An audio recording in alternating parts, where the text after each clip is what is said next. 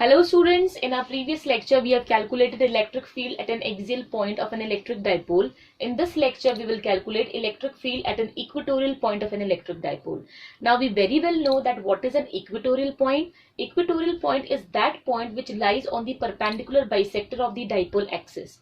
So in this particular diagram we have considered that P is an equatorial point where we have to calculate what? Electric field intensity due to this dipole. So a dipole is there in which two charges are there. Minus Q is at A point, plus Q is at B point, and they are separated by 2A distance. And let us consider that O is the center of this electric dipole. If O is the center of this electric dipole, it means what? AO will be equals to A and OB will also be equals to A. Now what we have considered that the distance of this point P from the center of this electric dipole is how much? R. So OP is equals to R. Now we know this thing that at point P there will be electric field intensity due to positive charge as well as electric field intensity due to negative charge. So what we have considered that let us suppose that the electric field intensity due to plus Q charge at point P is E plus, and the electric field intensity again at point P due to minus Q charge is how much? E minus. It will be easy for us to understand. So E plus is the electric field due to positive charge and E minus is the electric field produced due to negative charge. OP is equals to R. And now the thing is that if I'll ask you that what will be the value of BP, so you can clearly see over here that this is R, OB is A, it is a right angle triangle. Easily we can apply what? Pythagoras theorem over here. So if you will apply Pythagoras theorem, you can easily calculate the value of this hypotenuse, that is BP. So it will become under root R square plus A square. In a similar manner, we can calculate what? AP, and the value of AP and BP will be equal because this is R and this is A. So that's why the value of BP is equals to AP, and it is how much? It is under root R square plus A square. Now we know this thing that this point lies on the perpendicular bisector. It means what? And we have also seen that AP is equals to BP, and if AP is equals to BP means this angle and this angle will be equal. It is an isosceles triangle. So what we have considered, let these angles be theta. Okay. Now we know this thing that what is the expression of electric field due to a point charge? We know this thing, it is 1 upon 4 pi epsilon naught Q upon R square. So what we will do initially, what we will calculate the electric field intensity at point P due to plus Q charge. Then we will calculate electric field intensity due to minus Q charge, and then we will talk about the resultant electric field intensity. So according to this expression, I can easily write the value of E plus. What is E plus? Electric field intensity due to positive charge. So E plus will be equals to 1 upon 4 pi epsilon naught. Q will be as it is because the magnitude in this particular dipole we have considered Q only. So Q upon R, we know the distance. Here for plus Q, how much is the distance from that particular point P? It is BP. So in place of R square, what we will write? BP square. Okay, now we already know the value of BP. BP ka value is how much? Under root R square plus A square. Now in place of BP, if you will substitute it, this is square root and this is square will cancel out. So finally what we will have? E plus is equals to 1 upon 4 pi epsilon naught Q upon R square plus A square, and we have given it equation number 1. Okay. Now let's talk about the direction of E plus. It is a positive charge, so the direction will be radially outward. So at point P, what will be the direction?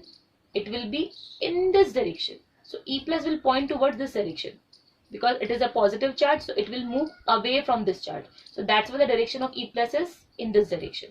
So what I have written, along BP, along BP. Now the same type of expression we can write for E minus. What is E minus? Electric field intensity at point P due to negative charge. So again the same expression we will use, 1 upon 4 pi epsilon naught as it is, Q as it is. Now here for minus Q charge, for this negative charge, what is the distance of this charge from point P? It is AP.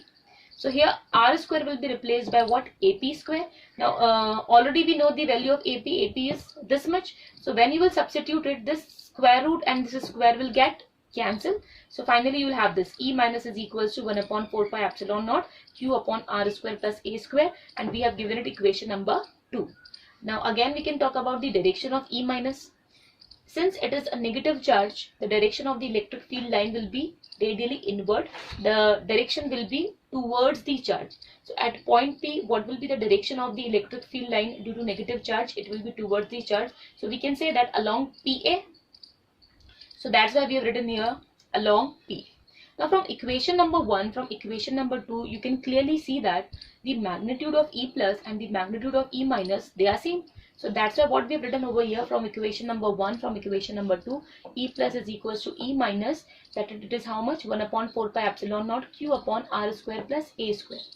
Now look, if we will see here, you can see that at point P, E plus is pointing in this direction and E minus is pointing in this direction. They are vectors. So we need to resolve them. So initially we will talk about E plus. Now before that, what we need to understand that it is an isosceles triangle.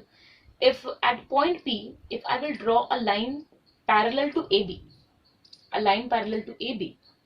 Now we have already considered that this angle is theta. So if this angle is theta, how much will be this angle? Again theta, alternate interior angles. And if this angle is theta, this angle will also be theta, corresponding angles. So I think this thing is clear. Now what we need to do, we need to resolve these vectors E plus and E minus. So first of all, we will talk about E plus. If I will talk about E plus, this E plus will have two rectangular components. In this direction, where it is making angle theta, it will become E plus cos theta, and perpendicular to it, what we will have? E plus sine theta. So this is how we have resolved what? E plus. Now what we will do, we will resolve E minus. So if you will see E minus, again it can be resolved into two rectangular components. So along this you will have E minus cos theta because it is making angle theta with it. So here what I have written, E minus cos theta, perpendicular to it in downward direction, what you will have? E minus sine theta. So I think this resolution is clear. Now we know this thing, the magnitude of these two vectors is equal. So you can clearly see from this diagram that this E plus sine theta and this E minus sine theta, they are being equal and they are opposite. So they will cancel out each other. So we can say that at point P, the electric field intensity will be due to only these two components, that is E plus cos theta and E minus cos theta, because E plus sine theta and E minus sine theta, they cancel out each other. So that's why what we have written, after resolving, it is clear that E plus sine theta and E minus sine theta being equal and opposite cancel each other. So we can say that the total electric field at point P due to this dipole will have only two components, that is E plus cos theta plus E minus cos theta. Now if we talk about its direction, they are in this direction towards left. So that's why I've written here what? T, just to write its direction. So it will be along PT. So that's why what we have written, along PT. It will be in this direction, that's why. Now we know this thing, E plus and E minus, they are equal. So this could be written as 2E plus cos theta. Okay, now in place of E plus, from equation number 1, we can substitute this. So in place of E plus, what we have written, 2 we have written as it is. In place of E plus, what we have written, 1 upon 4 pi epsilon naught Q upon R square plus A square. Now cos theta we can easily calculate. Like if we will consider this triangle POB. And if I will ask you that what is cos theta, we know this thing, what is cos theta? Cos theta is base upon hypotenuse. So OB is base, and OB is how much? A. And hypotenuse is how much? Under root R square plus A square. So in place of cos theta, what we have written? A upon, in place of under root, we have written what? R square plus A square whole to the power 1 by 2. Okay. Now 2AQ I have written together. 4 pi epsilon naught as it is. Now we know this thing here, the power is 1. So 1, they can be added, powers can be added, base is same. So 1 plus 1 upon 2 will gives you what? 3 by 2. Okay, now in place of 2AQ, I can write dipole moment. So 2AQ is replaced by what? Dipole moment. So P upon 4 pi epsilon naught R square plus A square to the power 3 by 2. Now again the same thing, that if it is an ideal dipole, it is a very small dipole. So in that case, R is very large as compared to A. It means A can be neglected. So in this particular equation, if you will neglect A, so this A will vanish. Now when you will open this bracket, R square to the power 3 by 2. So this 2 and 2 will get cancelled. So what will remain? R cube only will remain. So you can write easily. Now what is left? E is equals to P upon 4 pi epsilon naught R cube. Okay. So this is the expression. Now if I talk about its direction, or if I relate the direction of dipole moment, you can clearly see that the direction of the electric field intensity, what you have written along PT, it means towards left, in this direction. It is moving in this direction. And if I'll ask you what is the direction of the dipole moment, you will say in this direction, because we already know that what is the direction of the dipole moment. It is always from negative charge to positive charge. So the direction of dipole moment is towards right. The direction of electric field is towards left. It means they are opposite in nature, because the direction is opposite. So what I've written over here, as the direction of E is opposite to P, therefore what we have included over here, minus sign. So in vector form, how you will write it, that negative sign you have to include, which will indicate that the direction of the electric field is opposite to the dipole moment of that particular electric dipole. In axial position, what we have seen, that the direction of both of them, it was same, but here the direction is opposite. That's why the negative sign is included over here. So this was all about the electric field at an equatorial point. So the expression is this. Now we know that due to for an axial point, we got this expression 2p upon 4 pi epsilon naught r cube. So if you will compare these two, you will see the difference of only one thing, that in axial point we have to, in equatorial point we don't have to. I have written the expression of both. For axial point, electric field intensity is 2p upon 4 pi epsilon naught r cube. For equatorial point, the expression is p upon 4 pi epsilon naught r cube. Only 2 is missing over here. So we can relate them, and we can say that the electric field intensity at an axial point is twice of the electric field intensity at an equatorial point. So this is the relation between these two. So please remember it. Now, for a point charge, we know this thing, electric field is inversely proportional to r square. Electric field intensity, it is inversely proportional to r square.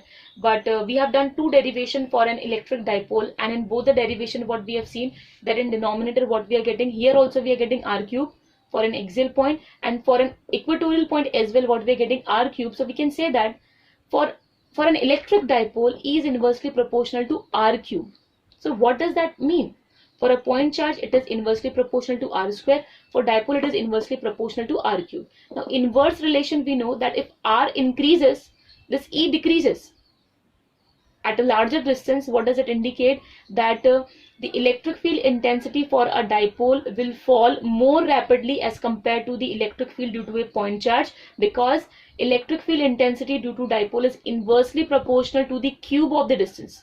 And here it is inversely proportional to the square of the distance. So please remember all these things, and thank you.